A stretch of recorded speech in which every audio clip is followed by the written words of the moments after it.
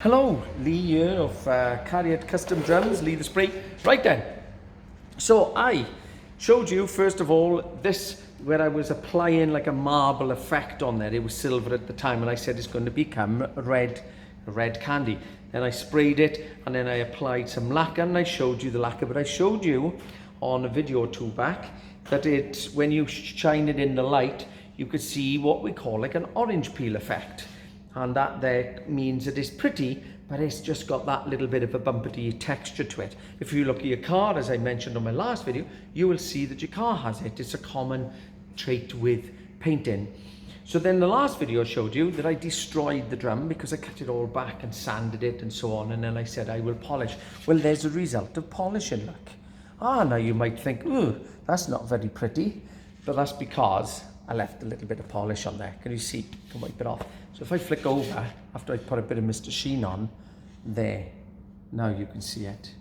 You can see all the sort of impurity of the marble effect within that there.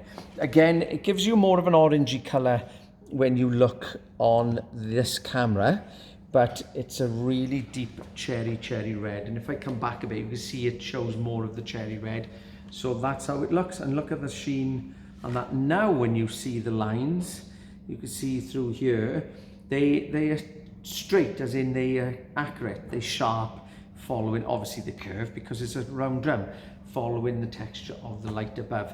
And in fact, if you look here, just there, look, you can see like a bit of a ray bouncing off. And again, it's because the light is catching it and it's so shiny that it creates a bit of a sort of halo effect on the ray. Very pretty, isn't it? So there she is. One beautiful drum kit. It needs a little bit more just touching up now, obviously, because I've left some on there to show you. So it gives a good old clean over just to make sure it's really spanky and there's no dust. Take the papers and stuff off on the inside because I always protect all the insides of the shells. So I whip all the paper off, masking tape, that's all it is. And then I give the inside a little brush down and a clean, and then I stand it up and then I go around that bearing edge by hand, inside and out, just to make sure it's all super duper smooth. And then these are quite old shells, so there's a little bit of dirt on the inside, so I'll give them a little bit of a buff over for the customer just to make them as pretty as possible. But for a very old drum, that is, I hope you agree, very pretty. It's a lovely effect when you see it in the flesh. So because it's got a deeper red to it, it just really catches you. It's like, oh wow, what's that? And squeaky clean and the most smooth of anything. You just stand there and just go like that all day long. Go, oh, because they're so smooth. They're lovely.